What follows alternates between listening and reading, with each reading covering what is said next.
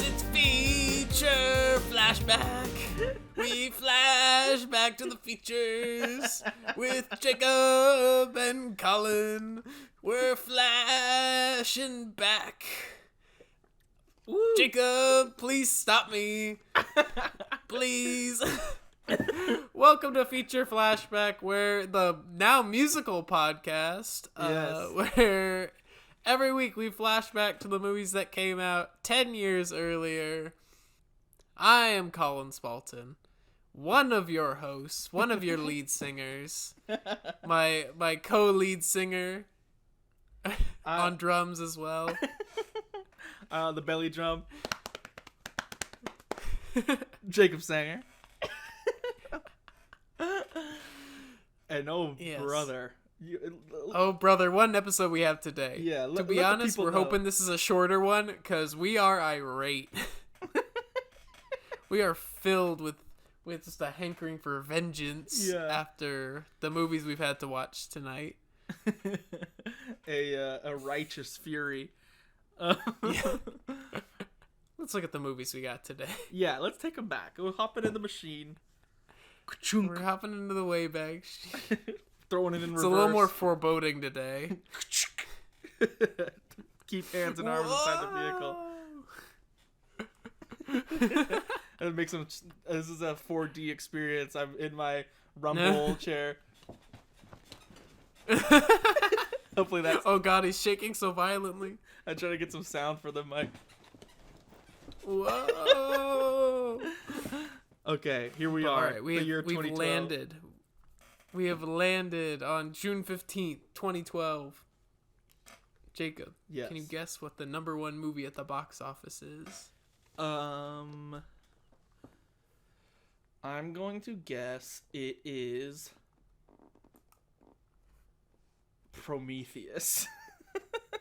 Because I think Madagascar 3 is gonna lose its hold. The Prometheus fans finally come out.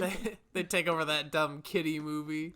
I just have a really hard time believing that one of the movies this week could be number one.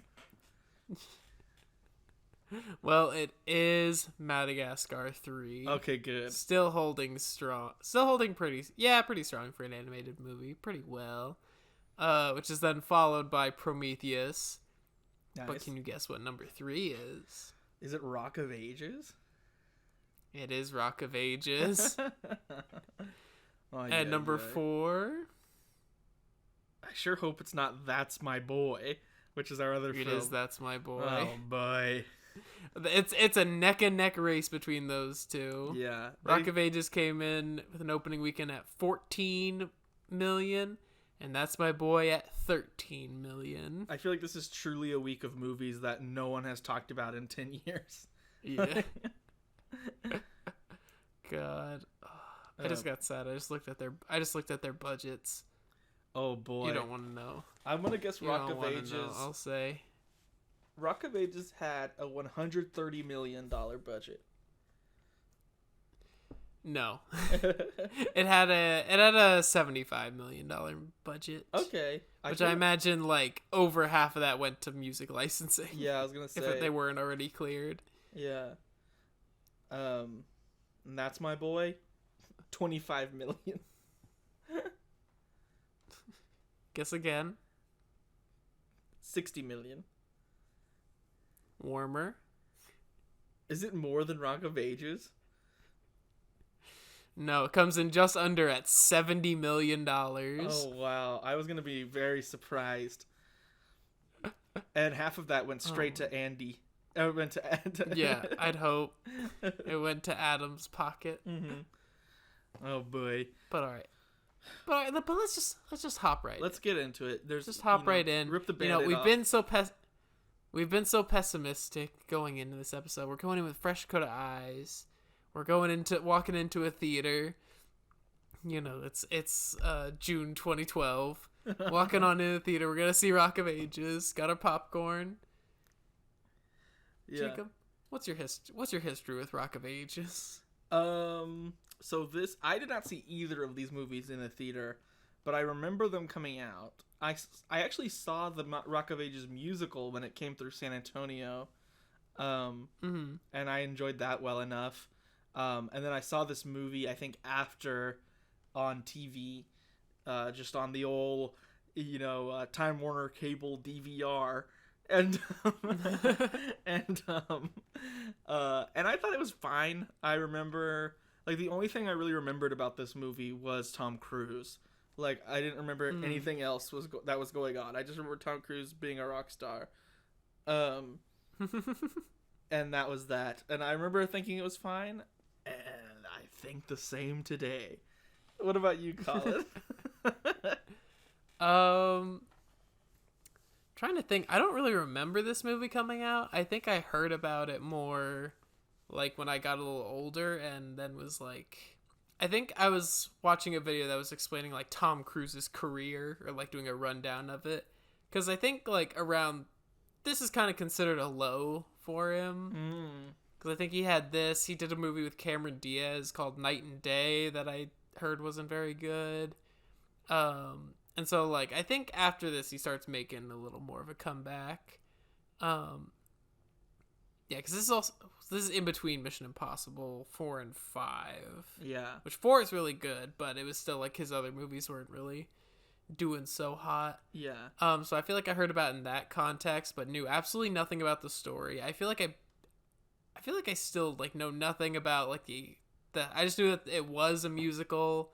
I feel like I haven't seen it like come through. I know nothing about it. And so this was my like very fresh eyes first time watching it, and I feel like I already forgot it. Yeah, the musical is actually it's very similar to the musical.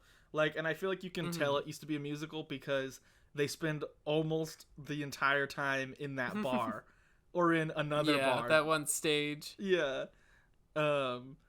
And like I feel like the biggest changes from the musical is like when they go to Tom Cruise plays a rock star named Stacy Jacks. He's kind of a like Steven Tyler or like Mick Jagger character. Like he's this legendary rocker that doesn't have to give a shit anymore. He's so rich. And so like I don't think in the musical you get scenes of him like in hotel rooms and stuff, because I don't know how they would do that.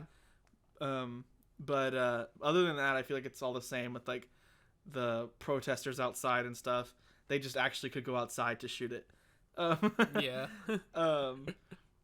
But yeah, I guess, should we tell people this is a pretty easy movie to explain what it is, but I feel like watching it, you're like, why does this exist? Like, it's not super offensive. It's just like, okay, like, well, I don't really get why I'm watching this. So it's the story of a small town girl living in a lonely world. Her name is Sherry, and she takes a midnight train. Could be going anywhere. Yeah, but this one's going to L.A. Yes, I watched this with my brother, and he brought up an interesting point where he was like, I feel like this would make more sense if it took place in Nashville or something. I feel like that's where like people go to become singers, not necessarily Hollywood. Yeah, that's what I was thinking too. Yeah, because it feels like LA is much more of like the movie star thing of like, I'm gonna go out to LA and be an actress. Like that doesn't. Yeah, so there's other places to go to be a singer. Yeah, maybe not in like the 80s. That was my big question. I was like, is this supposed to be the 80s, or is it a weird alternate rock universe? Like, I guess it just was just because of the fake celebrities and stuff. Yeah, but like I guess it's supposed to be 80s because it kind of has that transition where rock is like starting to die and it's more about like pop. Yeah, and boy bands and all that. Yeah, and Vanilla Ices. Yeah. Foreshadowing. But yeah, so this girl Sherry comes to, and by the way, this is like, I feel like both the main actors in this are like in nothing else. Yeah. Like and I mean, she was fine. They were both fine. I feel like they were disserviced more by the script. Yeah. But she comes to LA with dreams of being a singer, and she runs into this guy named Drew. Yeah. And so exciting. I love Drew. I love him. This is that moment. This is that 1 in a million cinema moment where Drew walks on the scene. It's like, play it again, Sam. Like, you know? Like everyone in the audience was like, oh my god, my life has changed. Drew is this just like rocker boy. He works at this bar that's super famous because that's where all the big acts come through. I guess it's supposed to be like the Troubadour in Rocket Man, like, well, also in real life, but it's called the Bourbon Room. And I don't know why. There's a part later where Drew works there, but he also wants to be a singer. And so there's a part, obviously, later where he gets to sing on the stage at the Bourbon Room. And he's wearing a shirt that just says the Bourbon Room because he was just working there. Yeah. But then I don't know why. I started being like, I was like, I wonder if I could go online and find that shirt. I was like, can I find like Did you? No. I was like, I wonder if I could find a Rock of Ages merch Bourbon Room shirt. Because I was like, I was just started being like obsessed with the idea of someone wearing that and everyone just being like, what does that mean? Like just assuming that it's an actual restaurant or something. Because who would do that? But anyway. They quickly hit it off. They're both young and hot in the City of Angels. And he asks her out, and they go hang out on the Hollywood sign, which I don't know if you can actually do that. You definitely cannot. There's like, they have the Hollywood sign, and there's like an observation deck on it when they're in this movie, when they're there. Because they have like a picnic on it. Yeah, and they have their little like coming of age movie, and it's Modelo time. They drink some Modelos. And they're like, we're gonna make it in this city. Yeah. We're so talented. But do you remember we find out a fatal flaw? We learn that Drew has stage fright. Also, this is this is a weird thing about this movie. No. I feel like it's... Oh no, Drew. Drew, no. I hope he gets over his stage fright. I feel like it's so set up to be Sherry's movie. And then I feel like she kind of really takes a back seat for most of it. Oh, yeah. Like, it seems in the second half, especially. Yeah. It seems like it's going to be all about her becoming a singer. But, like, basically, Drew gets her a job at the Bourbon Room, which is owned and operated by Alec Baldwin with, like, long, shaggy hair. He looks like Rolf the dog from the Muppets. And it also run by Russell Brand. Yeah. Who I feel like was really just in a lot of stuff. Like, oh yeah, this is the year post Hop. Oh yeah. I wrote in my notes, I was like, Russell Brand is the poor man Sacha Baron Cohen, I think. It's true. It's really true. Yeah. He was just in Death on the Nile, the Agatha Christie one. Yeah. He was pretty good in that. I feel like he's that one's good because he's playing like a person. Yeah. It's kind of similar to what I think I said about Kevin Hart in an episode where it's like, I think they're good when they don't have to play like the exaggerated version of themselves. Where it's like, all right, Russell Brand, do the thing. Yeah, which it felt like in this one big time. I'm a rock star. Yeah. Also, we should say this is a musical based off a Broadway musical, but there's the catch. There's no original songs in it. It's all classic jukebox hits from the golden age of rock. Yeah. What you call a jukebox musical. Yeah. Which I wrote in my notes because I the first thing I wrote as the movie started, I said, what is Rock of Ages? and I wrote a bullet point and said, jukebox musical, ? And then as I started singing the first song, I wrote jukebox musical, period. And in true jukebox musical fashion, they sing Foreigner's Jukebox Hero, which I think was my first moment of true cringe. Like, because that was too, because it comes so fast out of nowhere. And it's Drew and Sherry in a record store doing the Pitch Perfect thing of like looking at each other over the aisles. Yeah. Although my brother asked, when did Pitch Perfect come out? I think it came out after this, like a year after. Yeah. Pitch Perfect comes out like August. I'm so excited. This year. August or September. So I've never seen it. Talk about a good musical. But I've never seen the sequels, even though I love Haley Steinfeld. Once again, Haley, you gotta come on the show. But he starts singing, and I don't know, like, I feel bad, like, knocking I don't know, I don't want to be mean to anyone for, like, their performance, but I was just like, oh boy, like, I do not think this guy's an amazing singer, song and dance man. My biggest thing, like, I'm sure I'll say this 3 more times, but my biggest thing about this movie as it went on was, like, I was so much more interested in every character besides the 2 main ones. Yeah, it's true. Yeah, I wish they're so white bread protagonists, like, and I feel the actors, I don't know if they're good or bad in this. Just like, I don't think they have a lot of chemistry with each other. I don't know. They kind of act like maybe they were stage actors. I feel like I've seen them in other stuff. Yeah, but the performance feels so. Both their performances feel so broad. And they just feel so like, I have a dream. Yeah. I hope I can make it come true. Yeah. Like, it's so wishy-washy. It also it does that thing that we've talked about of, like, the movie just, it doesn't like show you them falling in love. It just says they are in love now, and you go, okay. Yeah, and they've known each other for like a day. Yeah. So then I feel like, and that's like what a lot of the conflict is predicated on. So it's like, if that doesn't work, then you've lost a lot of your. Anyway, I don't know if we need to be doing this in depth of the dissection on Rock of Ages.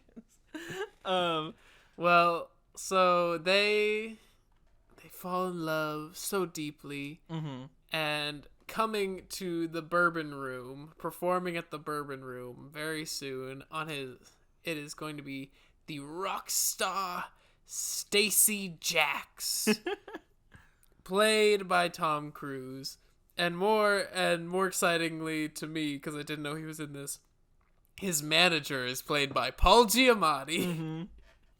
Yeah. And I kept wondering if he was gonna sing in this, and he sings during one number. Yeah, I made a note of that. I was like, yes, Paul Giamatti's singing. And we learn that Tom Cruise and Alec Baldwin go way back. They're both brothers in rock, which will be important later, because Stacey Jacks, Tom Cruise, has this, like, I don't give a shit persona, and he rubs everyone the wrong way, and they're like, oh, he's over the hill.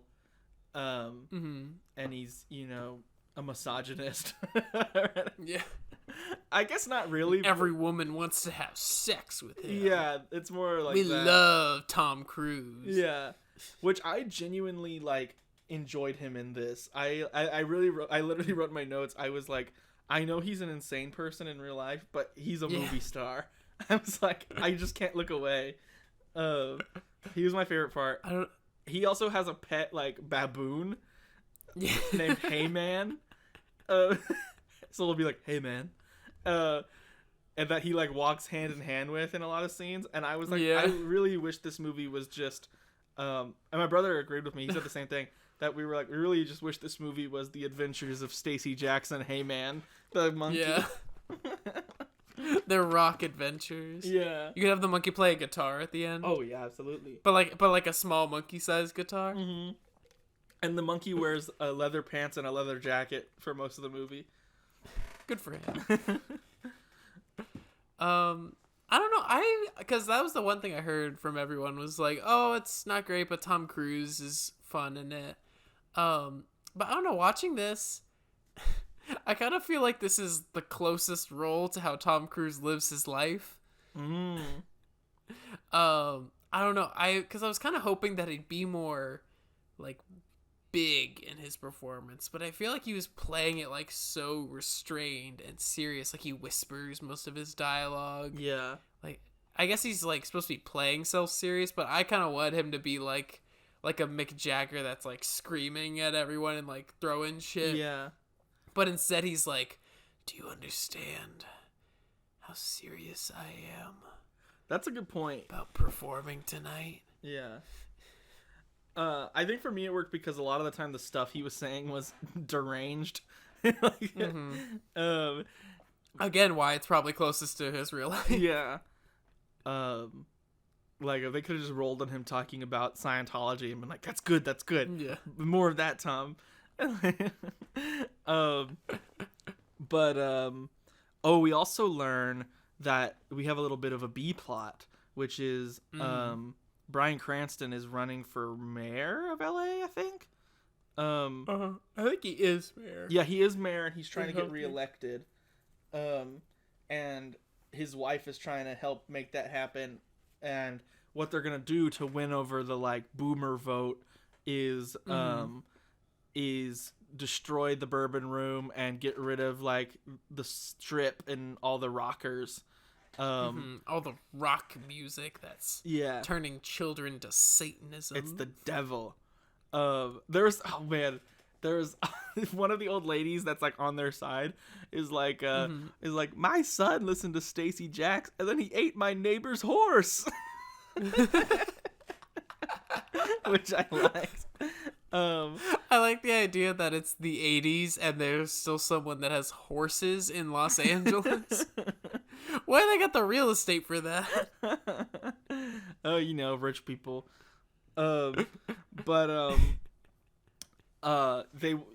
then we learned that the real power here is actually Bryan Cranston's wife, Catherine Zeta-Jones, who I believe I haven't seen in anything except this and The Mask of Zorro and The Return of Zorro. She's good in that. Yeah, and she's amazing. She's good at Mask of Zorro, though. Yeah, she's awesome. And I honestly think she's a lot of fun in this. I feel like when she started singing, because she sings a whole song about, or she sings "Hit Me with Your Best Shot," and it's in regards to wanting to take down Stacey Jacks, and like her dancing is kind of like janky, but I feel like I felt like she was having so much fun that that was the first performance where I was like, okay, this is like I'm into this.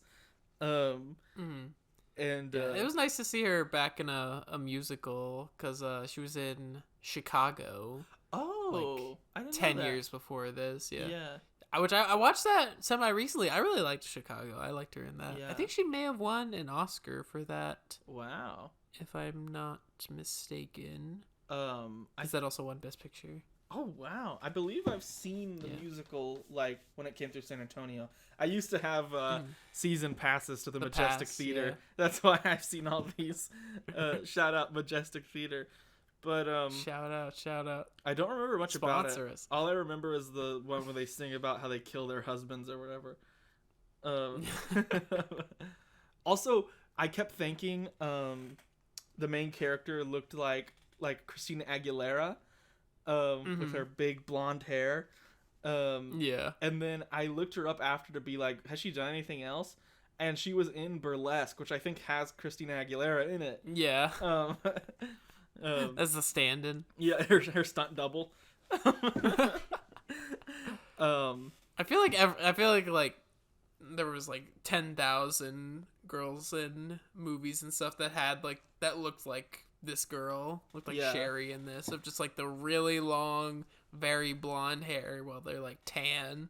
I don't know why, it just sticks out to me a lot. No, for sure. My brother had a good point.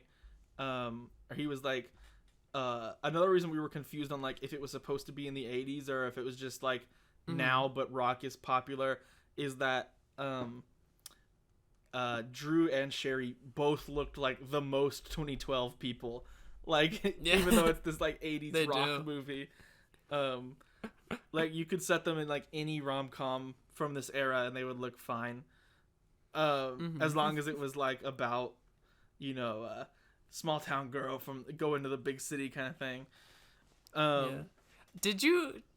I guess since you had seen the show before, what was your reaction to when he's like, oh, I have this song that I wrote about us, and then it's Don't Stop Believing?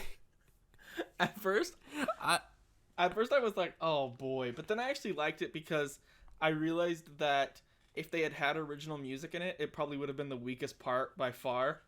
So I was like, oh no, okay, it's cool that he wrote Don't Stop Believing. Yeah. I was like, when it happened, I was like, oh fuck. I love that song, but I think then what I thought about was like, okay, they needed some sort of story for this, and I was like, I guess if you're gonna pick any song to kind of make the basis of your story for this show, like, that's a pretty dang good one to go Yeah. off. And it's so the story's so iconic. Yeah. Just a city boy, born and raised in South Detroit. He also found himself on a midnight train. Yeah. Wait, she wasn't on a midnight train. She was on a midnight bus. That's true. Lame. But that's because 0 stars. we don't have a good railway system here in America. Amen. This is what this movie's trying to say. Yeah, we need walkable communities and a good public transportation system. I need to be able to walk from Austin to Los Angeles. I guess no one's stopping me. True. I sometimes think, this is so off topic, but sometimes I see on Google Maps, it says, like, it would take you a day to walk here. And I was like, and I think, what if I did? Like, yeah, I've thought that before. Pitch a tent in the middle, you know? Then this was the moment where I was like, it's kind of like how we talked about with Madagascar, like, the animals talking, but the humans can't hear them kind of thing. I thought about that with the singing, where I was like... Yeah. Because he and her sing this whole song to each other. They sing Foreigner's, I've Been Waiting for a Girl Like You. Yeah. And, great song, by the way. Yeah, and then, but she changes to Boy Like You, and they sing together. Mm-hmm. But then he goes, okay, I wrote this song, and remember, he's afraid to sing. And so that part was weird to me because I was like, boy, you've been singing, but I guess it's all like in his head, and this is really him performing. Yeah, that's always like where's the line in the music, and that happens in every musical of like, okay, are they it's like, in the world, are they actually doing it, or like how's it working out? Yeah, I do think that because him having stage fright is part of his character, it's then weird because then what happens is they need an opener for Tom Cruise's band, and all the other ones are gone, and so Sherry is like, well, why don't we just have Drew open? And then I feel like he has like no problem singing in front of people, but I guess because something goes down. Do you remember? Do you want to wait, what goes down? I don't remember. Well, yeah, because of the stuff with Stacy. Yeah.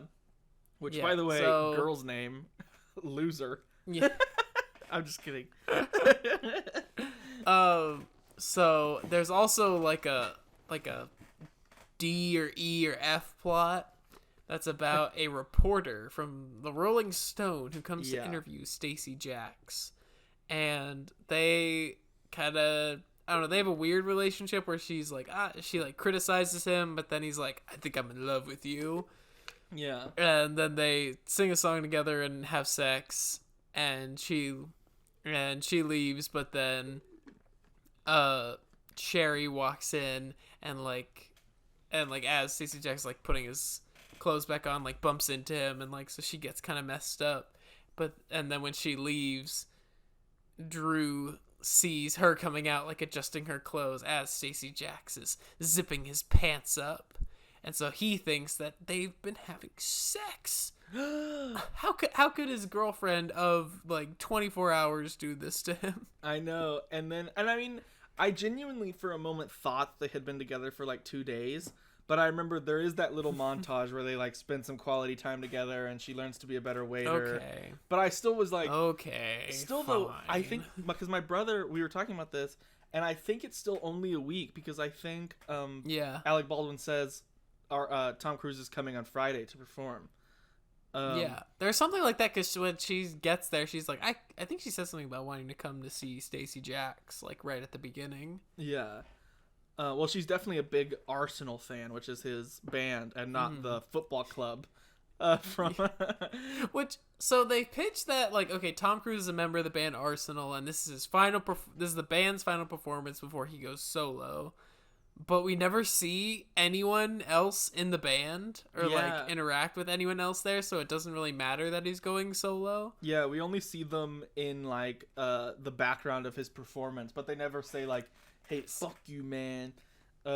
He's basically just the front man of a band that like it's basically just his band, so I don't know why he would like. All right, he's going solo. Yeah, because I brought that up because I was like, him going solo plot really kind of goes nowhere.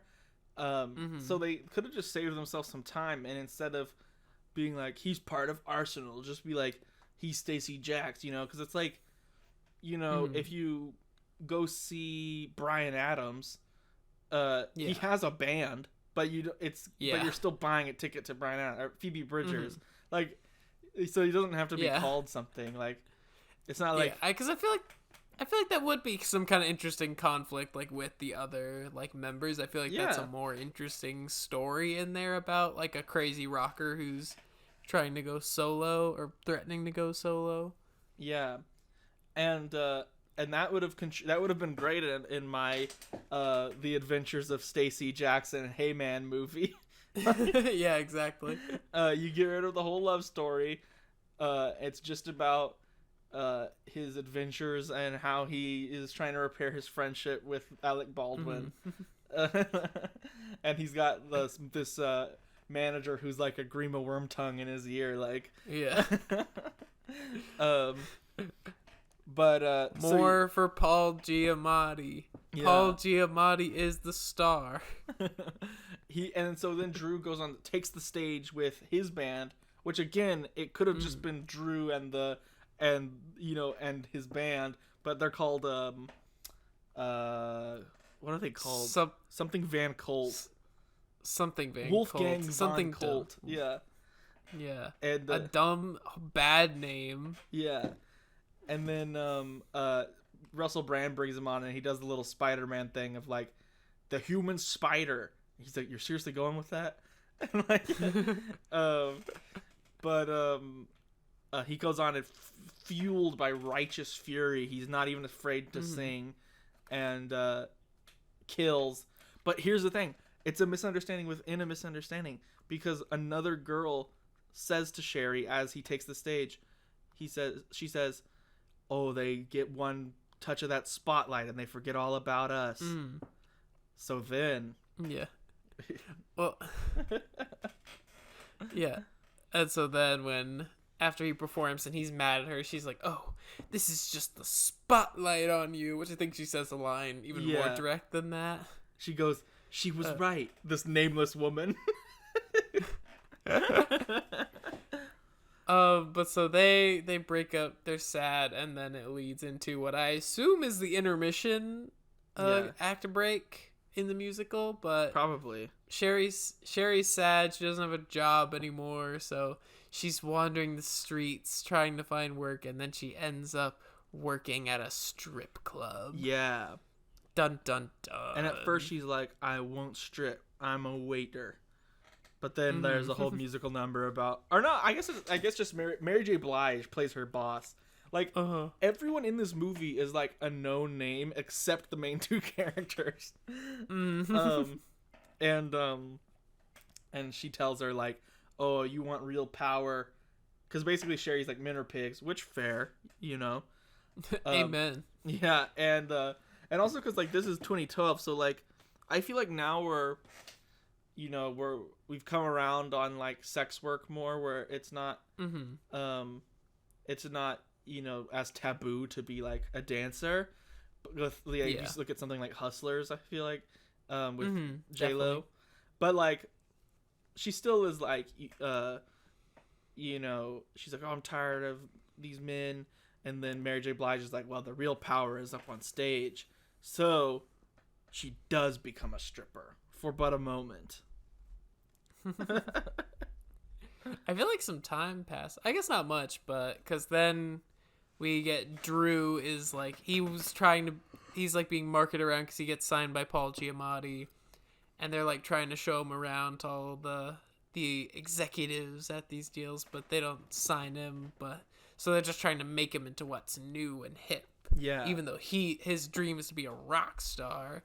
So then he ends up in they turned Wolfgang von Colt into, what do they call it? Dub Boys. It's like with like three Z's. Z guys. Z guys. Yeah. And which is stupid. And they're supposed to be like kind of like NSYNC or like Backstreet Boys kind of band. And they're bad. Very Vanilla Ice Parachute Pants. Yeah. And then they're like doing a music video, and Drew's like, man, this doesn't make sense. Like, shouldn't we do a gig before we do a music video? And Paul Giamatti's like, fine, I'll get you a gig. Yeah.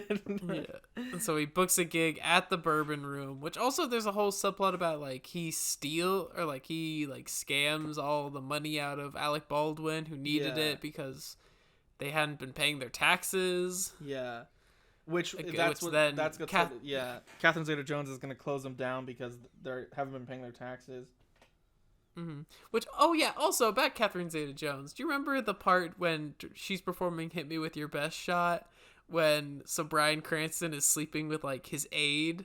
Yeah. But during that song number, Bryan Cranston is in his office being spanked by his aide with his belt. Yeah. I also think Bryan Cranston is legitimately funny in this movie. Like, he's just a good actor. He's doing a lot of good. He's such a great actor. Yeah, he's doing a lot of good like physical stuff. Also, another weird cameo in this was there'll be little like skirmishes between the protesters and Russell Brand outside the club. Yeah, and the reporter that's covering it is Will Forte in a big mustache. Yeah, but that's incredible because Will Forte is in both of these movies as a side character. Yeah, he's also appears in That's My Boy as Philip in a bigger role. Yeah, emphasis on bigger. You see a little Will Forte. You see Lil Forte, you know what I'm saying? But also another bizarre cameo when they're filming the music video for Z Guys. The director of the music video is Eli Roth doing like a little funny voice. My God. And I'm like, what? They were like, I didn't even recognize him. They were like, you know who we need in here? That fella made those Hostel big films. Fan of rock music, Eli Roth. They're like, what we need is the Bear Jew from Inglourious Basterds. They should have gotten like Spike Jonze or something. Yeah, that would be funny. At least he did like Backstreet Boys and all that stuff. Yeah, or who's the guy who just did Licorice Pizza? Paul Thomas Anderson. Yeah, they should get him. He did that one Haim video. But yeah, to be honest, I don't feel like the story even matters at this point. I fell off. Yeah, really caring. It kind of just like they make up at the end. They have their big show. Yeah, don't they? They sing "Don't Stop Believing" together. Yeah, and then it turns into like, I guess it is the flash forward into their future because then it morphs into them in new costumes, and they cut off his Drew's rocker hair, but now it's back, and they're like big stadium. They're playing Madison, they're playing I think it's like the Clipper Stadium, not the Clipper Stadium. I forget the name of it. Oh, it's now the Crypto.com Stadium. Oh yeah, in LA. I don't know. My thoughts about this movie, because I was like, I don't think I've ever been impressed by a jukebox musical. I can't say I've seen many. I haven't seen Mamma Mia, which is probably the most famous one. That's the best one, I think. Yeah, I hear Mamma Mia 2 is the best one. Mamma Mia 2 is surprisingly good. I have not seen it, but I have heard that. What's her name? Lily James? I am a big fan of her, so.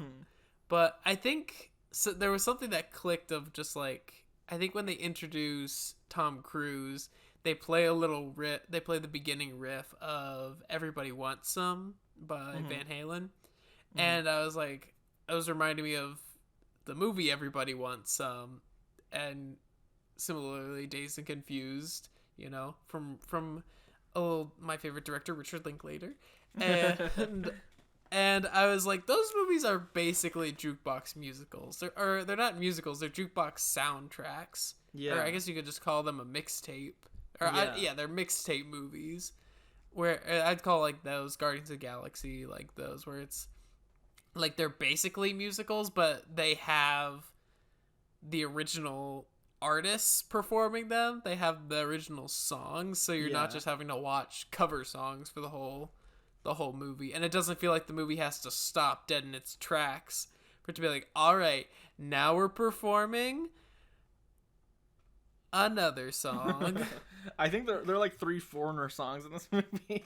Yeah. They're like, here we go. And a couple by Boston. Yeah. And it's just like, it just feels, because I think especially like during the song in the record store, it was like they're just they're having a conversation, and then it stops for them to sing a foreigner song, and then when they pick back up with the story, it feels like you could have just cut that whole song straight out. Yeah, this movie could have been like half as long without the songs. Speaking of which, I saw a funny thing recently. Apparently Taika Waititi won a Grammy for best soundtrack for Jojo Rabbit. Oh really? And so he said in an interview, it was the Wired like autocomplete, and the question was, has Taika Waititi won a Grammy? And he was like, yeah, I did, for Jojo Rabbit. And he was like, so basically I got an award for making a playlist. Yeah. He translated it to German. True. But yeah, so they do their big performance, and Stacy sends Alec Baldwin the money he was owed in a saddlebag, which I thought was a nice touch. Which that's, you know, he's broken free from his manager. He was a good man after all. Also, I had a pretty good zinger with my brother where where Sherry goes, "Oh, the movie never ends," and I said, "I'll say." This one did feel really long. Yeah. I think just because it just kept stopping for all these covers. Yeah, I actually wrote in my notes, I was like, even though I like pretty much all of these songs, and I was like, yeah, it was, me too. I love classic rock. Yeah, and I was like, it's kind of nice that, you know, you can watch something, and like, this would be fun to do like a sing-along screening too, and have some beers maybe. Yeah. But like, I was like, dare I say too many songs? Because I feel like sometimes we get like 3 minutes of story, and then they'd be like, bow now. Like, okay. There is a part in the movie, I think it's when Tom Cruise is like being interviewed by that lady. I swear to God, like 20 minutes go by without a song, but then like you get like 4 in a row, like nonstop. Yeah. So the pacing of the whole thing is just whack. I feel like they'll kind of do mashups too, but not really, because it's just kind of 2 songs stuck together. Like, they don't really flow into each other. Yeah, it's just kind of whatevs. I feel like it's kind of a time capsule, even though it's supposed to be this 80s thing, I guess. It feels very 2012. Yeah. It is interesting. I guess it's notable, or I guess the musical's more notable, just for... It does have Alec Baldwin and Russell Brand, 2 straight guys, as gay lovers. Yeah, which I guess they realize their feelings for each other. Yeah, which I felt early on, but I thought it was just, you know, I just thought it was either played for jokes or it was nothing. Because I was like, every scene Alec Baldwin is in, I feel like he's going to kiss a man on the lips. Yeah. And then like it actually is revealed that they like each other. I forget what song they sing, but it's something about, you know, it's I Can't Fight This Feeling Any Longer by REO Speedwagon, which is good. But yeah, also a funny line I wrote down, because I literally, my last page of notes, I actually took a good amount of notes on this. I feel like I had a lot to say. And also, the movie is like 2 hours and 12 minutes or something. Yeah. And then when I finished this and was like, all right, time to pop in That's My Boy, that was an hour 56. That was also 2 hours. I was like, why is this week 4 hours worth of why are these movies opposed to 90-minute movies? Yeah. Let me tell you, if I ever am like, okay, I'm gonna watch a movie that I've heard is good, and I see the runtime is 90 minutes, oh my God. Yeah. I'm in for a treat. And if I ever check the runtime and it's like, and I know if I've heard it's a good movie and it's like hour 25, ooh.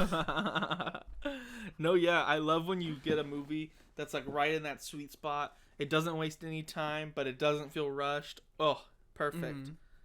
I feel like movies that take place over like one crazy night are pretty good about that. like Booksmart or something. I agree. But I was gonna say John Wick, but I think that's actually a couple nights. But my last page of notes is basically just like, I don't care about this relationship. I don't care. Why is this still happening? And one part that really was stupid to me was when they finally like hashed out their misunderstanding, which like my brother was like, I feel like if this happened to you, if you think your girlfriend of 1 week is cheating on you, you probably just cut it there. And or like you go, but they cannot get over it. Yeah, or you're like, red flag, all right. And by the way, my career is taking off, so I'll see you later. I feel like I probably would just be like, hey, like, I know I don't know you that well. Did you cheat on me with a rock star? But instead, they both just keep all their feelings to themselves and then don't explain it until way later. They both just happen to be on the Hollywood sign again. And they finally explain what happened. And they're like, oh, it's a misunderstanding. And I'm like, yeah, this is so dumb. But the part that made me really upset was that she goes, I was in love with you. And I go, yeah, you knew him for like a week. Like, yeah, he was the first guy you saw in LA. Literally, no, the first guy she saw in LA was a guy who stole her luggage, and then he showed up and was like gonna and like kind of chased after the guy, but then didn't. He was like, oh, he got away. Yeah, the romance is so bad. I was thinking, because during the first scene when they're on the Hollywood sign, I was like, I don't know, I was getting kind of flashbacks to La La Land, which I know can be a polarizing movie. I really like that movie. And I think what it does is it kind of nails like with a feeling of being in LA or like trying to make it in LA. I mean, I wouldn't know from personal experience, but I think like as a musical it accentuates and like kind of takes liberties with the city and kind of emphasize like the feeling of having a dream and trying to make it happen. Yeah. And I feel like this could have used a little more kind of like magical realism, at least in the musical numbers, because they feel very standard. It's just like, all right, and now the lights are a little crazy and they're dancing in a record store. Like at the end, they go into like full like, not really. They could have gone harder, but like she's kind of in like a glam rock outfit, and there's like it's more like glittery and big lights, and I'm like, just do that. Like, you know, it would even make sense. They're singing about how they want to be awesome, so show them being awesome. But yeah, there's like really no struggle. They kind of just are. He's a rock star, not a rock star, but he's famous overnight. He kind of has the arc of Lady Gaga in A Star Is Born. Yeah, it's true. I was really sad to see because this was it was directed by, I don't know his name, but he did the version of Hairspray that has like Zac Efron and John Travolta playing a woman. Yeah, that's actually that movie's much more charming and fun than this one. Yeah, I rewatched that one. I liked that a lot, which I think may just be Hairspray is a better show. True. But I think even just like the camera works a lot better. I feel like in this one, like I think since I've been thinking about it a lot since we've been seeing so many good action movies recently, and I think it's kind of similar with musicals. I don't remember if you mentioned it, but it's like it's not a good idea in an action scene and a musical number to just get like coverage. You want to get like specific beats, and like I feel like the best of both kind of are they're able to kind of incorporate the camera into the choreography. And this just felt very like, all right, we have this angle of this part of the choreography, which would probably be impressive on stage. Yeah. But, all right, and now we get this angle of the dance. And now we get this angle of the dance. Yeah, and you kind of just, your eyes glaze over. Yeah, which I imagine seeing the show, like, and you also have, like, live music. It's not just, like, on my crappy TV.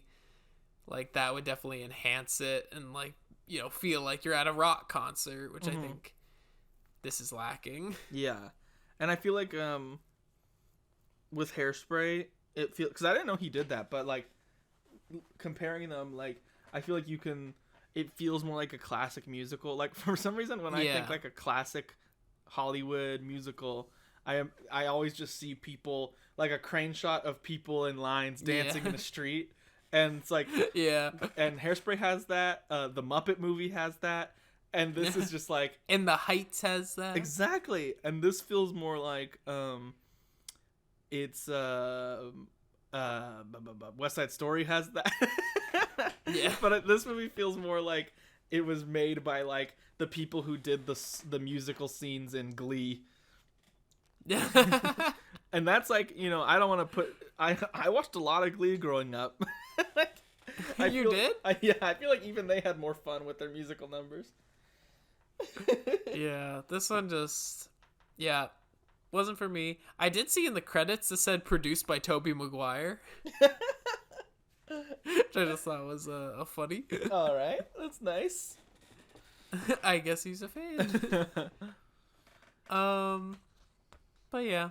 Oh, that is revealed at the end. It's kind of funny that Catherine Zeta-Jones was actually a groupie for Tom Cruise's character when she was young.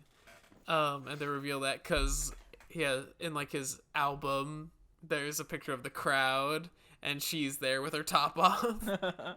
I thought I didn't see that coming exactly, but I thought that because there's a part where Alec Baldwin says about Bryan Cranston and Catherine Zeta-Jones, like, oh, there used to be a time where they'd come to this bar or whatever, and so I was like, oh gee, I wonder if they're gonna reignite their love of rock and roll. But then Bryan Cranston never really did, but she did, I guess. Nah. At the end, she never found out that he was cheating on her. Oh yeah. So the scum win. I ought to take him out back. I ought to take a loose chain and see what I could do. This was not a threat to Bryan Cranston, I'd like to say, on the air. Brian, on the record, please not a threat. Please come on the show. We love you. Brian, please, we love you so much. Yo, Mr. White, come on the podcast. Mr. White. But yeah, so in closing, what do you think of this movie? Oh, well, before I get to that, I did remember another piece of my history that I remember with this movie, and it's because when it came out, I believe my parents, who don't normally go, my mom likes going to the movies, but my dad has been to like maybe 10 movies that he's wanted to see in the theater period in his life. But I think they were planning to go see Rock of Ages with another couple as like a double date. And I guess they like got to the theater and it was sold out, or they showed up late and it had already started. But so they weren't able to see Rock of Ages and saw Ted instead. And I remember I had been wanting to see Ted so bad, probably just because, 12-year-old Family Guy brain. And I wasn't even allowed to watch Family Guy, but I snuck it in anyway. Don't tell my mom. Shh. And I think she didn't really know what Ted was about, so I think she was gonna let me see it, but then they saw it. And then she came back and was like, "You are never seeing this movie. It is vulgar. A teddy bear fucks a woman." So thanks, Rock of Ages, for taking that from me. Damn, it ruins everything. It really did. But yeah, I think, in my opinion, this isn't like a horribly offensive movie. I haven't seen the musical, so I don't know if it's how good of an adaptation it is. But to me, this is just one of the most nothing movies. Yeah. I watched it. It was on. I really felt nothing. I feel like it's one of those things that you're not going to think about next week. Yeah. I think it was helped by the fact that I watched it after That's My Boy, so I'll give it that. Oh, I see. I did it the reverse. Mm-hmm. So what are your final thoughts on it, Jacob? How did it hold up? Pretty much the same. Like, I think, if you watch it, you'll get some fun out of Alec Baldwin, Paul Giamatti, Tom Cruise, Catherine Zeta-Jones. Like, all of the characters that aren't the main two or aren't like random side characters are the best part. Like, like I genuinely like some of, and I think that just comes from them being good actors, because like some of Alec Baldwin's line deliveries were legitimately really funny. And like I thought Tom Cruise was like, I couldn't look away from him, like partly because it was just it didn't seem like a Tom Cruise role. It was just so strange. Yeah. It's more in line with like his performance in Tropic Thunder, I think, where he's like just doing weird shit. This is around that time. Yeah. So yeah, I mean, like you can watch it for some fun performances, but the main thrust of the film, I think, is kind of forgettable. You can just go download these songs and listen to them yourself. Yeah, and the actual songs, not a cover. Yeah, I actually did that. There were a couple songs I was like, wow, I forgot how good this is, and I went and added the original version to my phone. Yeah. And then I do have a statement, though. Oh. From a fan of this movie. Yes. So, shout out to a friend of the show, Joey Carlick. Good Alaskan boy. Out in big LA right now. So this is one of his noted favorite movies. It's in his top 4 on Letterboxd. Sorry, Joey. And so sorry, Joey. But I texted, I said, hey, can I get a statement on your thoughts of this movie? And so here it is. I acknowledge it's not the best musical movie. There are far more popular ones and objectively better ones, like Chicago or Mamma Mia. However, this is the most entertaining musical to me. It doesn't take itself seriously. It's funny. It's campy. It's not pretentious. It's pure fun, especially if you're a big fan of the 80s. Smiley face. And then he sent a picture of Tom Cruise with the reporter lady, and then put in all caps, I want to know what love is. That was, I want to know what love is was the first song I ever did for karaoke. And I was at like a Korean karaoke place, like, you know, like not a bar, like just like rooms where you did karaoke. And like they had a binder of all the songs, and like more than half of it was just Korean. And then I found the English stuff, and it was I Want to Know What Love Is. And I was with a bunch of people. It was like one of my friend's birthday parties. And I had a little bit of a little boy crush on one of the girls there. And I was singing the song. So I actively was like, you can't like make eye contact with her. That's it's too weird. That would be the weirdest thing. Or what if you did it and didn't break eye contact the whole time? Well, I don't want to tell. I want to know what love is. I don't want to tell tales out of school, but in high school, we had like a karaoke day at lunch one time where anyone could just go up and sing during lunch. It got shut down. Oh my god! It got shut down pretty quickly for the stupidest reason. I imagine because someone did Pour Some Sugar on Me, actually, which is in this movie. Yeah. And they deemed the word tramp too like vulgar, which is stupid. Oh my god! But before it got shut down, there was this guy who went up and did like a very heartfelt performance of like, I could be your hero, baby. And he like got down on one knee and like sang it to this girl while she ate lunch. But the craziest part was, I don't think they had ever spoken. He was just like, this is my chance. It was It was maybe one of the wildest things I've seen. Like, oh my god. I would just love a video snapshot of him performing that as she has like a peanut butter and jelly in the other hand, which is the caption, they have never spoken before. Like I literally remember her just like she like turned like, you know, like good for, so she didn't, you know, she listened, like she wasn't like ew. But like I was just like, oh my god, to be her right now, just like what do I do? Yeah. Oh my god. That is a horrible idea for your school. Never put a mic in front of children. They know not what they do. But alright. We have the opinion of a fan of this movie. Good for them. Also, this movie lost a ton of money. Oh shit. It cost $75 million. It only made $50. Damn, 25 million. You can see, the Rock of Ages is more like a Rock of the Weekend It dropped like a rock. Well, but our next venture might make it look like a Citizen Kane. Well, we won't say that much, but the next one is a doozy. So, Adam Sandler, he's a guy. He's in a movie. It's called That's My Boy. Stars him and Andy Samberg as the boy. Jacob, what's your history with this movie? So I remember the trailer for this like vividly because it explains the plot, and the plot of this movie is that the synopsis is that this 13-year-old boy in like 8th grade or whatever has sex with his like math teacher, who's a grown woman, and sires a child.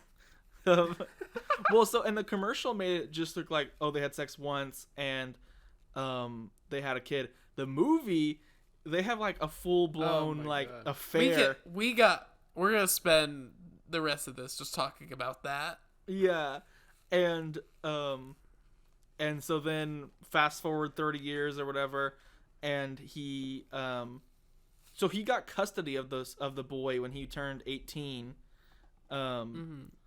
Which I don't think the timeline quite adds up, because he talks about like being in detention, so he couldn't pick up his yeah. So let's see, if he had, no, I guess it does, because if he had him when he was 13, then by the time he was 18, the kid would be 5. No, yeah, it doesn't add up, because he says, you didn't pick me up from 2nd grade, and he was like, well, I was in detention. So unless he got held back 2 years, yeah, I'm on. That's a ding. That's a cinema sin. That's a ding. That's one. We got one. I'm on to you, Adam Sandler. But I'm on to you. And then eventually, when the kid was old enough, he just moved out because he hated his dad, understandably so. And now he has changed his entire life. He goes by a fake name because also Adam Sandler. Like that story got huge. He was on the cover of magazines. The story of his life got turned into a TV movie. Everyone knew him. He's a big 90s hit. His name is Donnie Burger. And also, weird tie to the last movie. The very beginning, we see him walking through the... Oh, well, let me ask you before we get into that. I'll say my history is just that I had a morbid curiosity with this, but I never watched it until now. What about you? Pretty much same thing for me. I remember seeing this trailer. I remember thinking it was funny. I mean, we were still in the shadow of Grown Ups, the masterpiece. So opinion of Adam Sandler was okay, and that is it. The trailer you pointed out. I was like, well, I guess as a kid, I just didn't think this was as fucked up as it is when watching the movie. But yeah, the trailer definitely portrays their relationship as just like, oh, he has sex with his teacher, which just saying that sounds like, oh yeah, that's what every kid wanted. But no, it's so much worse. It's so much worse. But yeah, never saw it. I heard horrible things. My girlfriend, she's a very big Andy Samberg fan and has been for a long time, and she watched this movie with her parents, who I guess apparently they didn't have much to say. They let it play. They watched it, and she said, because when I told her we were watching it, she said, it is horrible. And I concur. It is. I was like, is this the worst movie I've ever seen? Wow. Maybe. I think it straight up had like a 20% on Rotten Tomatoes or something. Yeah. Which I only saw because I looked it up to see where it was streaming, and they had the little rating. Yeah. But oh boy, this movie. And you know what's weird is, I'll say right now, there were legitimately things I thought were funny in this movie. Yeah. But it almost... There were 1 or 2 chuckles I had. Yeah. It almost always like immediately undermined them. Yeah. So when we first meet our hero, Donnie Burger, he has 2 tickets to Aerosmith or something. Van Halen? Something like that. Yeah, I think Van Halen. Yeah. Which also, so I watched this movie, another weird connection with Rock of Ages, is that I watched this movie with subtitles, and when the movie starts, first thing that appears is a subtitle that says, Rock of Ages playing. Yeah. And yeah, so they have a song called Rock of Ages that's playing before this movie that opened the same weekend as Rock of Ages. Oh, I thought you meant playing during Rock of Ages. Oh my god. No, the beginning of That's My Boy. Yeah. That's wild. And they both have Will Forte. The Venn diagram is a circle. Like, the very first joke, like real like dialogue joke in this movie is like immediately I was like, oh my god. Because he's walking with his homies. And he's like, I got 2 tickets to Van Halen. They're like, oh, you should ask Susie to go with you. And he's like, no, I don't like girls anymore. And then his friend goes, oh, you like guys too? And just looks at him. And then he's like, nah, man, it's not what I meant. And I was like, is that really like a joke that someone wrote in their final draft file? And and was like, in one of the final drafts. And then it went through rehearsals and made it through casting that was on the sides. Yeah. He's like, we'd be stupid not to shoot this and make these kids say gotta get this gold. Yeah. And like it was so weird. And then he like the parts I liked of this movie were like the really absurd parts. Like it almost felt like if the delivery was different and like more over the top, it could have almost been like a I think you should leave sketch with how like weird some of the stuff was. But then they would almost always bring it too close back to a real movie, and then it wouldn't be funny anymore. So we have to talk about the teacher stuff. Yeah. And I have to admit, I did think she was bad AF, but that doesn't excuse anything. And because I just kept thinking, I know everyone always says she is bad. She's in prison. I know.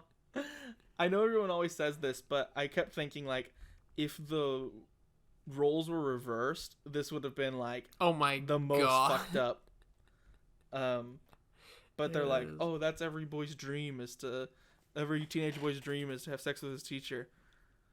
I'm like, but the way that, because it's not just like he wants to have sex with her, because he like hits on her and she gives him detention, and then when he's in detention they're talking, and then she is like, all right, now that I have you all to myself, and then they start having an affair for months it seems like, for an undisclosed large amount of time.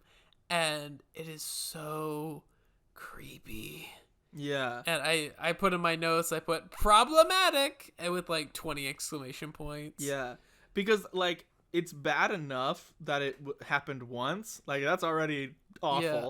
But then it goes through this whole montage of them like still seeing each other throughout the year. And she's like, I guess maybe it's her place, and that's why it's not weird to his parents, but like she's sitting in like a backyard pool and he like brings her beers. And then he's like, don't worry about me, I've got my chocolate milk. And but I was like, I kept thinking, if this was a 35-year-old man and a 13-year-old girl, it would be like, oh my god, the worst thing you'd have ever seen. Like Lolita, my head would have exploded. Yeah. My third note I wrote is in regards to Andy Samberg. The third note on my page, his mom is straight up a pedophile. Yeah. Well, no, because then it's weird. It's so weird because, jumping ahead, because Andy Samberg's getting married, and at the end of the movie, like you find out some crazy shit about his fiance. Yeah. And so then Adam Sandler's giving his whole speech about, like, you don't love her, love is this. Like, he's giving this whole impassioned speech about love. And it's like, and I wrote the quote of, is I Know What Love Is, which is, and then dash Adam Sandler about his groomer. Yeah, literally. Like, because he's still obsessively hung up on the woman who groomed him. Yeah. And that there's no other word for it. Yeah. And then I started to think, like, are they trying to just say that he has, like, he only likes older women? Because then also later he has sex with a literal, like, grandma, like, 90-year-old woman. Don't forget the 5-minute masturbation scene of Adam Sandler jerking off to an old lady's picture. Yeah. And just talking to himself. Yeah. I can't believe I haven't mentioned this yet. When Adam Sandler first showed up, I was like astounded that he was doing the like 90s voice. He was like, I know. He was like, I was oh hey, I'm the character. I'm the guy. I was like, what the hell? He's doing the, hey there, I'm Adam Sandler now. We're gonna be going down to exactly. Hey, Andy Samberg, you're my son, boy. What? Oh my God! If I hear him, I'm gonna hear him yell "What's up" in my fucking nightmares. Literally a million people in this movie go "What's that?" Oh my God! That's from a fucking beer commercial. Yeah. Did you ever see? I only ever saw the trailer, but it was one of the Adam Sandler straight to Netflix comedies. It was called Sandy Wexler. Have you heard of this movie? No. It's several years old. I think he plays like a Hollywood agent, but I saw the trailer and I thought it was like an SNL sketch, like a fake movie trailer. And I was disgusted to find out it was real. But it opens and he's like, my name is Sandy Wexler. I'm a big Hollywood executive and I do work with the actors in the movies. I'm sorry for what I just did to your ears, but yeah, it's what Adam Sandler has done to America. Yeah. Ugh. I'm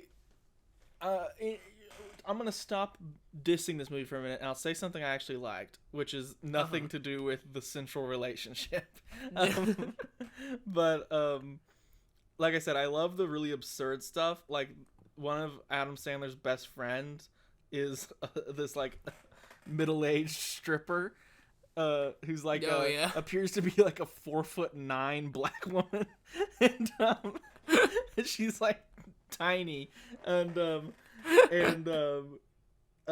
you know, getting a little along in her years, but that just makes it funnier.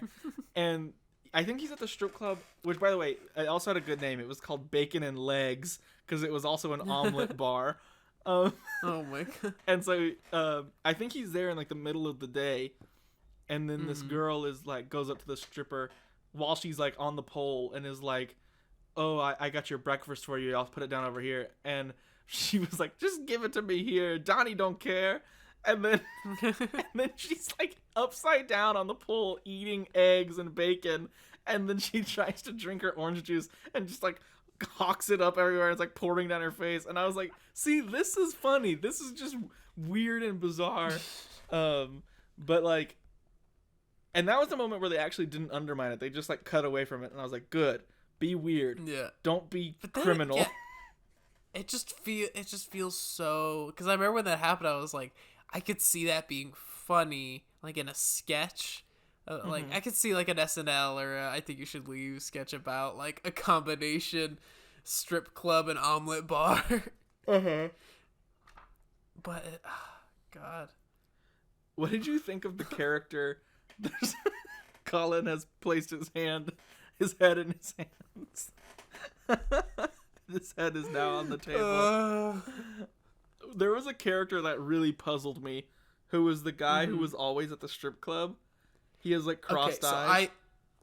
I know a little bit about this man. Okay. Like the actor. Yeah, His name is Nick Swarsden. He is, he's a good friend of Adam Sandler. He basically only appears in Adam Sandler movies. Like, he's been in a few other things, but it's mostly Adam Sandler projects. Because he's quite unfunny, I would say. Yeah. But so, because Adam Sandler has his production company that also makes stuff for like David Spade and Rob Schneider and stuff like that, Kevin James. And there was a movie that they made that was it was a big starring vehicle for Nick Swarsden. It was called Bucky Larson, Born to Be a Star. It is. Boy. I think it holds a record for one of the worst openings for a movie ever. Oh boy. And it's about him going to become a porn star, and I think he also is playing like a mentally handicapped person. Which he was kind of doing in this movie too. Yeah, because he's like, show your tits. Yeah. And like his eyes are always crossed. He's got like a mullet. Yeah. He I know he also was on Norm Macdonald's podcast, The Good Lord Have Mercy on him. And I've seen clips of that, and it's like funny, but it's mostly funny because Norm is just like, you know, being weird. Like being Norm. Yeah. I did like one of his lines, which was when they cut to him and he yells without being prompted, "My face is your toilet." See, something like that, it's like, that sounds funny of like a guy shouting that in a strip club. But I think the way he delivers, he's like, "My face is your toilet." Yeah. It's like, it's just like, I think, I don't know, just the delivery is so like childish. Yeah. I don't know, that's a weird way to describe it, but. No, I know what you mean though. It's like, it feels. Very little thought went into anything. Yeah. I cannot imagine this in script form. Yeah. Like, I could imagine someone, the weird thing, like we talked about before on one of the other episodes, like imagining the like pitch session for a movie, or like imagining the writer having to put this together. And I genuinely feel like, and maybe it's because it's 10 years later, but I feel like if I was in a writer's room and someone was like, "Okay, so this is what happens. It's the child of statutory rape, but it's a comedy," I would be like, like, what other ideas do you have? Okay. Next. Yeah. Ay. So yeah, so Adam Sandler, what was his name? Donnie Burger. Donnie Burger hasn't paid taxes the last 3 years of his life. He thought they just did that automatically. Yeah, which fair. I mean, why don't they? Yeah. But that movie gets one point for that. But he needs $43,000 in order to stay out of jail. And he has 1 weekend to do it. And he discovers that his son, it's so dumb because he discovers that his son is like wealthy and marrying like a wealthy woman. And so like, I figured that the whole deal would be him just like asking for the money.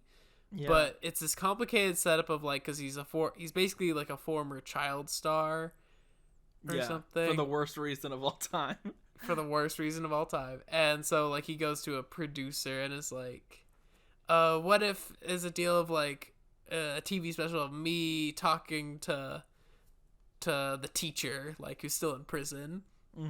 But the guy says like, "Oh, but if you get your son in there, now that I'll pay you $50,000 for."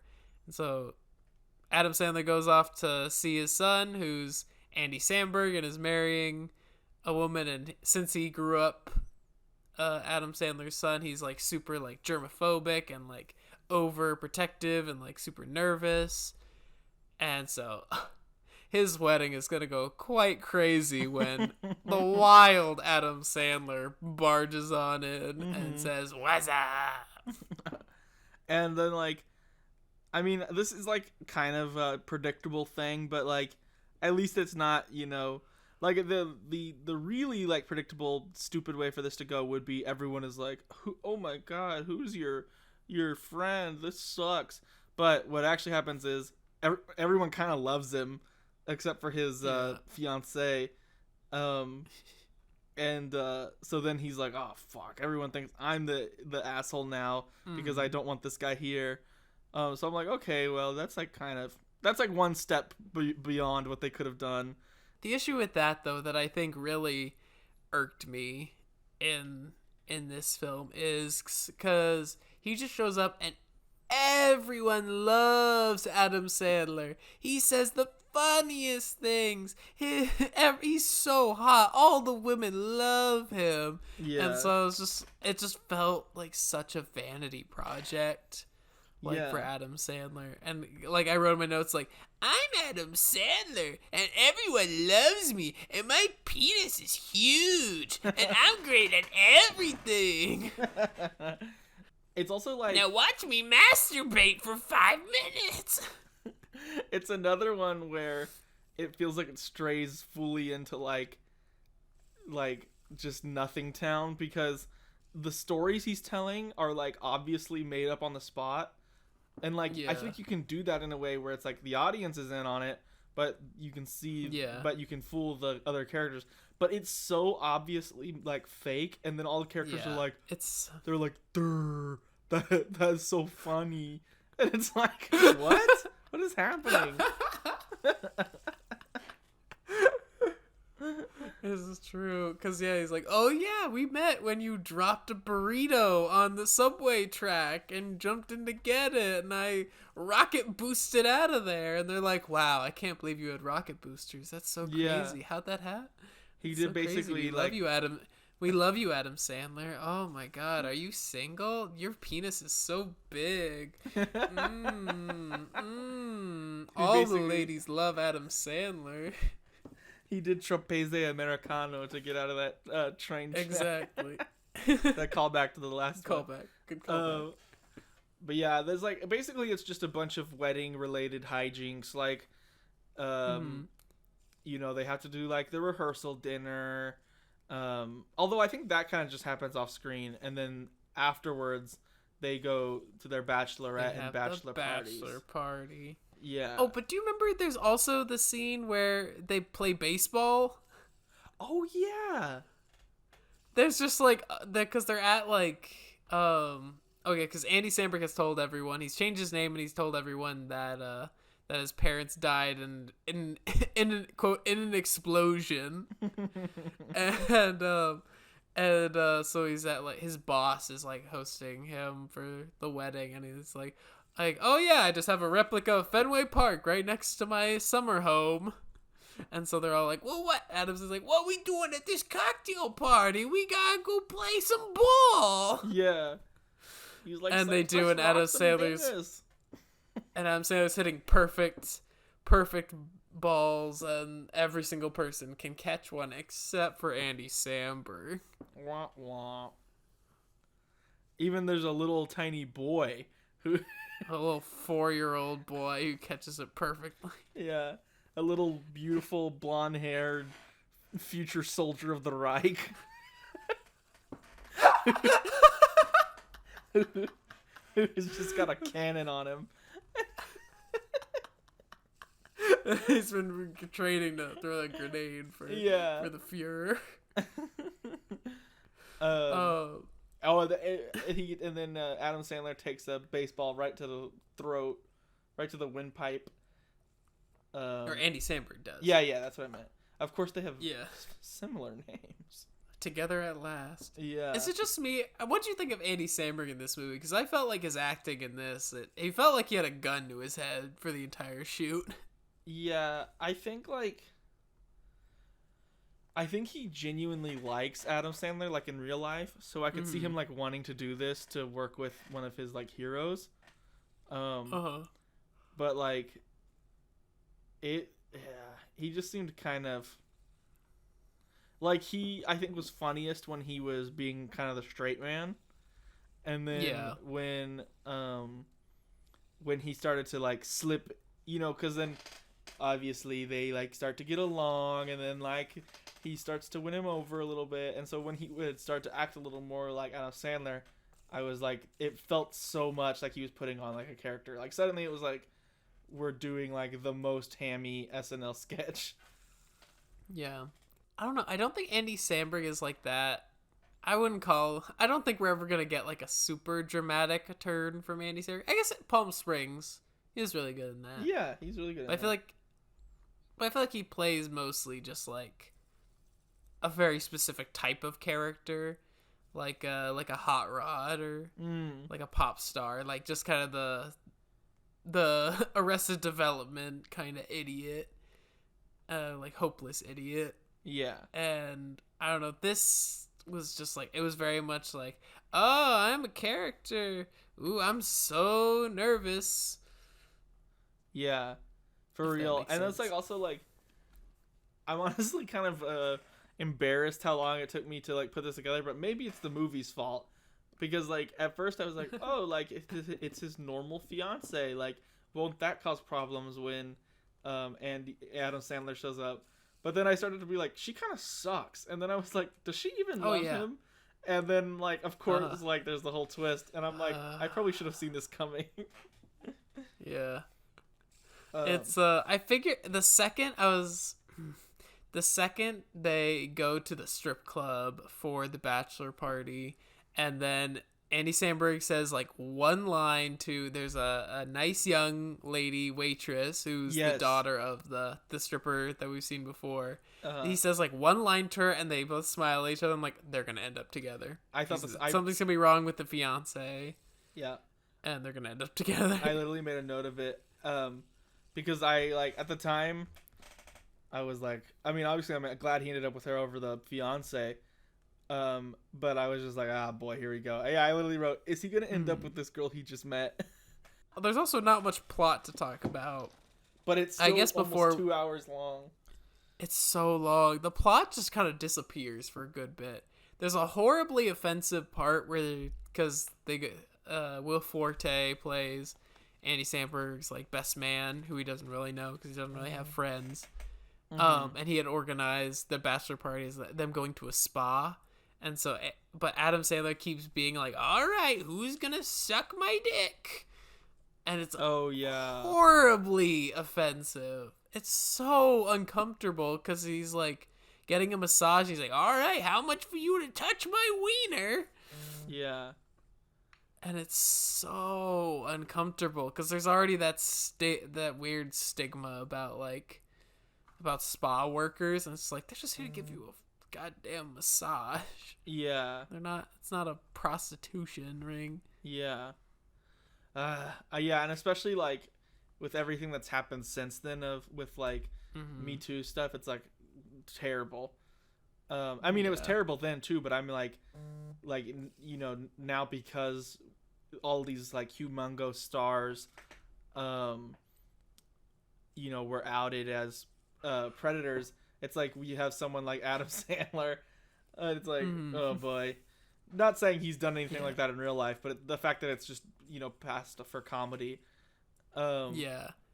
Well, especially because then it's like, especially with how much this movie is like, Adam Sandler is the best because he's like saying all this stuff, and then like the head of the spa is like, you are horrible, I hate you, and I want to fuck you in the back right now.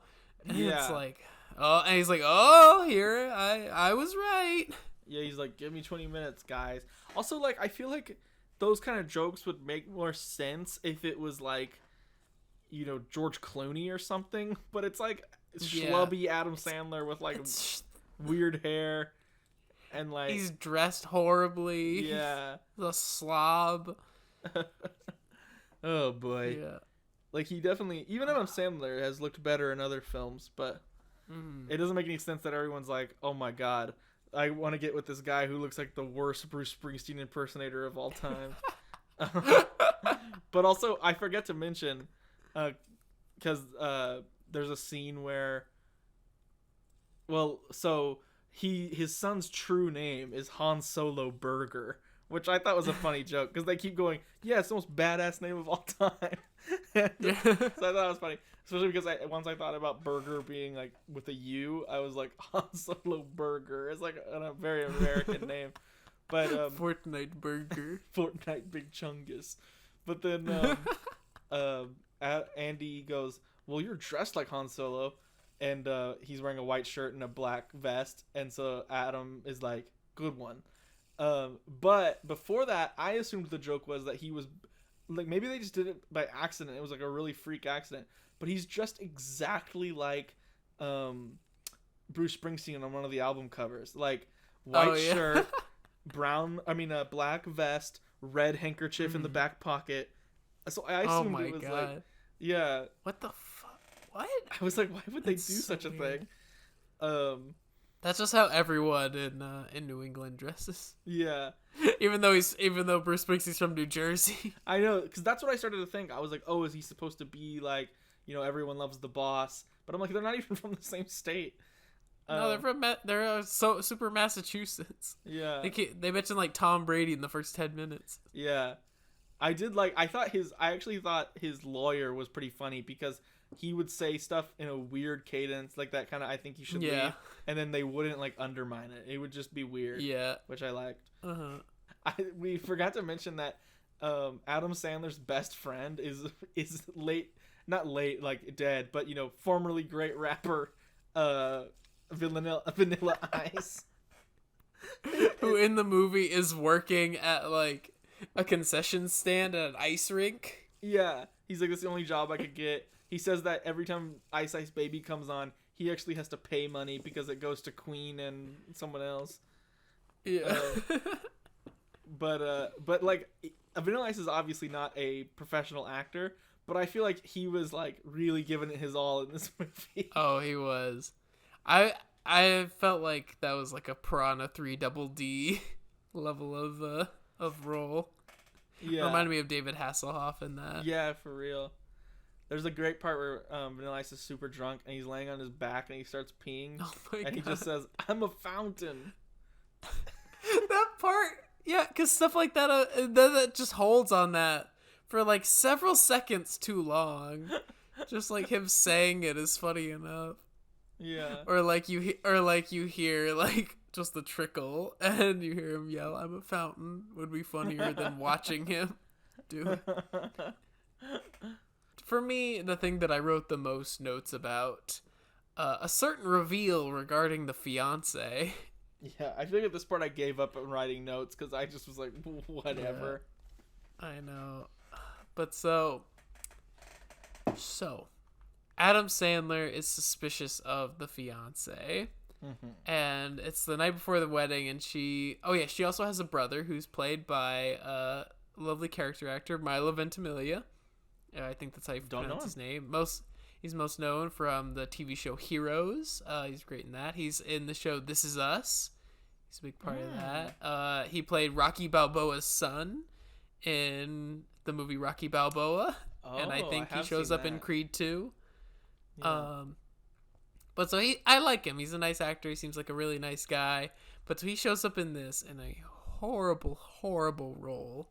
He plays the fiance's brother, and who is returning. He's come home from the Marine Corps for the wedding, and so he's shaved head, uniform, like super what do you call it, like hoorah, super hoorah kind of guy, and he's super into that stuff. And then Adam Sandler discovers the night before their wedding that the fiance is having sex with her brother. Yeah. Ugh. Which, honestly, I think this part, kind of Adam Sandler's best acting. Yeah, that's fair. I wrote 2 lines he had about, like, because the brother's name is Chad, and he goes, "Chad, adultery is bad, but incest is fucked up." Or something like that, because he's like, "This is gonna be the last time. I would never do this with a married woman." Yeah, oh boy. And it's like, they totally changed Chad's character. I mean, I guess, it's a reveal, but he because at the beginning he's very like macho, gung-ho, like trying to wrestle Andy Samberg, and then at the end he's like very like infantile and like dumb. Mm-hmm. They explain that like he just buys the uniforms to wear so that his parents won't know that he actually is pursuing a contemporary dance. Yeah. And he's like, he just turns into a giant idiot. Like, Adam Sandler's like, I'm gonna tell your dad what's going on, and he's like, you're gonna tell him about private tickle time or something like that. And I was like, what? Secret tickle time. Another example of something that I thought was funny until they immediately undercut it with something stupid was when he's going to the apartment, or he's going to the hotel to find where Jamie is staying. Yeah. Because he's trying to catch her in the act. And they're spending the night at different places because, it's bad luck to see the bride, or for them to spend the night in the same house or whatever. So he goes to the hotel, and to figure out where she's staying, he goes, "Hi, I'm Todd Peterson," which is his son's fake name, to the first guy he sees. He's like, "I want to know what room my fiance's in." And the guy working the counter is like, "No, you're not. You're Donnie Berger. You had sex with your teacher." And then he doesn't say anything to him, turns 90 degrees, walks to the next guy and goes, "Hi, I'm Todd Peterson. I want to know where my fiance's staying." And the guy goes, he's like, "Right away, sir." And I'm like, that's funny. But then we hang on the two guys, and he goes, "Why would you do that?" And he goes, "That's Donnie Berger. He's a legend. You don't say no to him." And I was like, it's way funnier if it's just a weird happenstance where, like, no one mentions it. I don't know. Maybe I just like it. Yeah, or it just turns to the next guy and it works perfectly. Yeah, where the other guy is still within earshot. Which they did do that just a couple times. Especially with how long this movie is. There's so many parts where the jokes would work better if it's just tighter. Yeah. It's like they didn't have a comedy editor on the job. They were just like, this is every line we shot. We should put it in. Yeah. And especially just because, every single line felt like, all right, and joke, and joke, and joke. It's just, just trying. It's like, all right, if we, if you throw 100 darts, eventually one of them's going to hit a bullseye. It felt like that was their mentality going. It was the shotgun mentality.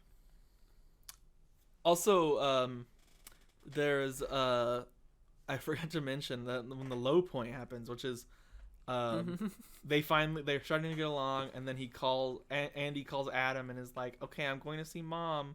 But at this point, Adam is like, "No, don't do that. You're going to be on that stupid reality TV show, and you're going to be embarrassed." But he can't tell him that because then he would know he set him up. So he races over there to stop him. And while they're both across the glass from Mom, who, by the way, older version, Susan Sarandon, who she was funny. Yeah, I think she's great in everything. Something else. Yeah, that's how I felt. I was like, Susan Sarandon's always great. I have a bit of a crush on her. I wish he wasn't in such a stupid movie. I wish he wasn't playing a pedophile. Literally, yeah. You are literally a pedophile. I know, ma'am. Ma'am. But so the low point is it's one of those things. I hate when this happens because I'm not someone who sits in movies and tries to. By the way, if you hear a weird sound, I'm literally playing with a Star Wars fidget spinner. I'm in my childhood room right now. But I am too, sitting in Jacob's childhood room under his covers. I didn't see him come in. But I'm under the bed. I'm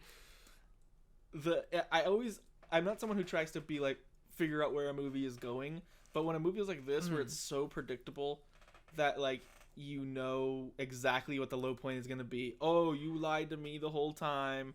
You didn't really love me. Blah, blah, blah. So that moment happens when the movie crew shows up to record them seeing Mom for the first time. But before all of that bullshit, there's a moment. The way they reveal it is actually kind of cool. Because they're sitting there looking at Susan Sarandon through the prison glass, and then this boom mic just drops into frame. Yes. And my heart stopped. I was like, are we about to break the fourth wall and be like, it was all a movie? But then they zoom out and it's the crew, trying to get the audio, which was that's a pretty cool way to do that. Well, I saw the boom fall in, and I thought that was unintentional. My mind was already, my opinion of this movie was already so low. I was like, are they that goddamn lazy that they did not see a boom that big fall like halfway in the frame. Yeah. And then like, and I like rewound it like twice. It's like, that's it. I can't believe it. And then it happened in the next shot. Like in a different shot. I was like, oh, what's happening? Yeah. Because, I had the same thought where, like, if it wasn't real, I was like, oh shit, we're about to, like, Truman Show this or something. And then it just ended up being, you know, in the context of the world. But I thought that was legitimately a nice, you know, every dog has its day. I made this note, but now I don't even remember what it means. I said, I love that this dumb movie has stunt driving in it. Was there stunt driving? Oh, yeah, because Adam Sandler has to hurry with Vanilla Ice. Right, and they're like the wedding over... at the end. Yeah, that's also the one fun part is that they're going and like a semi with a trailer stops and they like turn and then like it like perfectly goes under there. And I was like, these poor like stunt coordinators that thought of this cool stunt to put in this movie made it work, and it's in this garbage fire, this worthless. Ugh. And then we get to our final scene, which is truly fucked, which is that Adam runs up into the wedding and does the classic, you know, I object, like Shrek. Except Shrek did it for love and for righteousness, and this is just a stupid movie. But I mean, I wouldn't want my son to marry a girl who has an incestuous relationship with her brother. But no, that's true. Like that was a good reason for him to stop it. But he doesn't open with that. I know. The part that makes it terrible is like we mentioned earlier, but like he opens with being like you don't know what real love is. Love is something that just like works out. And I'm like, I know your ass is not talking about your predator from your childhood. Yeah, because he says like, that's me and your mom. Like I feel such a like a burning passion for her, and it's like, you were statutory raped, sir. Yeah, on several occasions. Sir, this has clearly affected your growth and development. Yeah. And like it's extra creepy because like even though now he's, you know, in his 40s or whatever, he still calls her Mrs. whatever, her teacher name. That's a super fucked up part, because when they sees her, like, he can't muster a word, and he's like, hi, Mrs. Goodings, or whatever her name is. Like, he doesn't even, like, see her as a mutual, which makes it more fucked up. Yeah. I doubt they were thinking about all this when they made it, but it's just so like, they didn't think about it at all. Yeah. It's just so, like, how does it go through so many stages? Like, this honestly feels like something that, like, with how poorly it's aged, feels like it could have been from, like, the 80s or something. I know. Like a Porky's movie. Yeah. Well, pretty much thus ends the saga of Han Solo Burger. Thus ends the saga of Donnie Burger and Han Solo Burger. God. I hate this movie. I fucking hate this movie. Yeah. My main takeaway is I think we were too hard on the dictator. No, yeah. There are so many movies just after watching this. Yeah. Oh my god. Like I would take I can't believe I'm saying this. I would take Snow White and the Huntsman over this. I definitely would. It's up there honestly as I'm thinking like, what's the worst movie I've ever seen? And all I see is Adam Sandler. Yeah, which I already gave this a 1.5 star. I think I'm gonna take it down to just half. I'm at a half star on it. Yeah, I'd give it 0 if I had the option. But so it's so weird though, looking at where Adam Sandler is now, because I feel like Adam Sandler like has a lot of street cred, like. Yeah. Right now, because like he's been in Uncut Gems, which I feel like he does a good dramatic role like every like 8 years maybe, and then everyone says like, oh, maybe he'll do more, but I feel like, I don't know, from everyone I've heard, Adam Sandler is the nicest guy in Hollywood, and that's great, but I feel like he's also kind of one of the laziest. most infamously, because like all of his movies he picks just based on where he wants to vacation. And like this movie cost $70 million, and that is not on screen. They're at a house for the entire time. Yeah. And I guarantee you like half of that went to Adam Sandler. Yeah, for real. Oh yeah, you remember Jack and Jill? I do. I never saw it, but Yeah, this came out a year after Jack and Jill. Jack and Jill was also like an $80 million movie. Why? All those special effects. I have no idea. There were no special effects. They had to put two it all Adam went to the Sandlers in the same Dunkachino. scene. No, what are you talking about? Oh, right. That was Amanda. There were two of Sandler. them? No, that was that great, like, underrated actress, like Adam Sandler's sister. Like, she did a really good job in that movie. It's like Borat's daughter, like a breakup Yeah. star. I don't know where she's gone. Why isn't Jill in more things? But yeah, just this one, like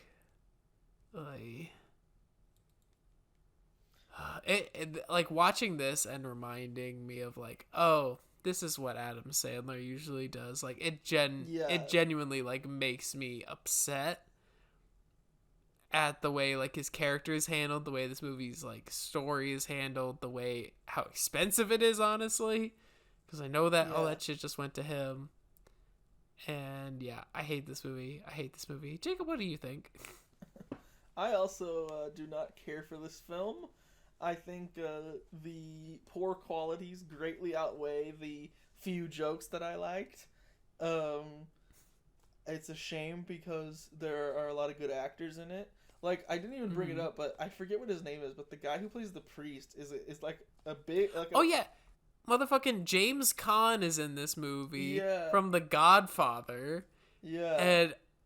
And his role, like, I guess he does okay with it.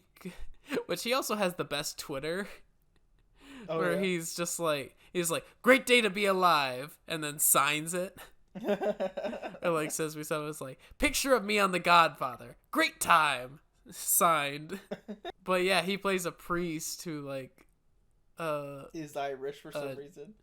Is Irish and then fights Andy Samberg because he's also like a boxer, and is like, oh, he became a priest after he killed a man in the ring. Like, I guess that's a funny idea, but just like the way it's handled is so uncomfortable. Yeah. And I know he's good and stuff because he's also the dad in Elf. Oh yeah, he is. For some reason, I always think of him in Bottle Rocket. But yeah, you know, sometimes on this podcast we have to do the noble work of watching these so that you don't have to. And you definitely, unless you watched it to listen to our opinion, should not watch That's My Boy. Stay away from That's My Boy. Yeah. Also, I was trying to keep a running list of product placement within the movie because there's a lot of Adam Sandler comedies that are notorious for very blatant product placement. There's Groupon, Axe, Spencer's gets like a 2-minute mention. DirecTV, the Patriots, the Red Sox, and Budweiser, which Adam Sandler literally has a Budweiser in his hand every single scene. And for real. And literally every character goes, "What's up?" Boy, yeah. Well, what do we got to look forward to? Well, Jacob, I have a prompt to throw at you. You're a working Hollywood writer. You get brought in. They say, That's My Boy has made $900 million. We need a sequel. Sounds right. What do you got? What do you call That's My Boy 2? What is it? That's my pedophile. Yeah, they probably call it That's My Girl. What if you do like That's My Boys, and it's about the twin sons of Andy Samberg and that girl, and somehow it's like the reverse has happened now, where they're born of love, real, true, good love, not the twisted workings of a pedophile woman, but then they're like messed up because their grandpa's insane or something, or Andy Samberg tries too hard, to be a good dad, and then instead becomes like a helicopter parent, and they get all crazy. Yeah. Like it's like Daddy's Home. Is that the one with Mel Gibson? Yeah, he's in the sequel. It's just like Daddy's Home too. Yeah. Anyway, give me $70 million. We can do it. We can do it. Yeah. Kickstarter. But all right. Please give your hard-earned money to my crowdfunded That's My Boy 2 pitch. All right. So thankfully we've survived this week. Yeah. Oh my god. By the skin of our teeth. And I mean, I think for the most part, the weekends have been keeping the pendulum of good week, bad week. Yeah. Last week, we were a little mixed on Prometheus, but I think overall still positive on that weekend, especially because Madagascar 3 is such a hoot. What a hit. Well, so next week, let's see if it can win us over. We have the Pixar animated film Brave, as well as a movie I've been so excited about for so long. Abraham Lincoln Vampire Hunter. Yes, this is going to be a great week. This is going to be the best week ever. I actively enjoy both of those movies, so I'm excited. Yes, I'm very excited. I have seen them both before, but not in probably 10 years. Same. So we shall see. Right. It'll also be our first book club because we have both read the Abraham Lincoln Vampire Hunter novel. Yes. Again, also 10 years ago. Yeah, I literally read it in 8th grade, I think. I read it in like 6th or 7th grade, I think. Yeah. All right, Jacob, where can the good people find you? You can find me on Twitter at Jacob Singer, where I tweet about movies sometimes, and also just any old thing. A lot of times I retweet Nancy comics by Ernie Bushmiller. Yeah. But and then you can find me on Letterboxd, also at Jacob Sanger, where I review all of these movies. And you can follow me on Instagram at Commander in Beef with underscores in between the words. And where can they find you, Mr. Colin? You can find me on Twitter at C Spalton and on Letterboxd at CJS Films. Jacob, we survived this episode. It was tough. I don't know if it could get worse. I think we're going to have a good run after this. Let's hope so. Oh, God, let's hope so. Please. But yeah, thank you for watching and listening and all that good stuff. Be sure to rate, review, subscribe, share, tell your friends. And you can also follow us on... you can follow us at Feature Flashback on Instagram and Twitter. Mm-hmm. And yeah, spread the word. Spread the word. Our fan base. We like to call them flashers. Get out and flash everyone. Flash all your friends. Flash everyone you know. Yeah. Get on the street. Flash everyone. I as mentioned last week, I had a tweet blow up on Indian Twitter about hit film Rise, Roar, Revolt. And I thought, might as well try to get some promotion. So I put a link to the podcast underneath it. And it got one like from someone that doesn't already follow me. So if you happen to be listening from India, I love you. And Jacob loves your movies. Yeah. Also, I wanted to give a quick shout out to, of course, our weekly shout out to Mr. Sheldon Scholl for our beautiful music. Of course. And then a very special shout out to, I forgot to do this last week, but our last guest, my dear friend Sydney Underwood, is a podcaster in her own right.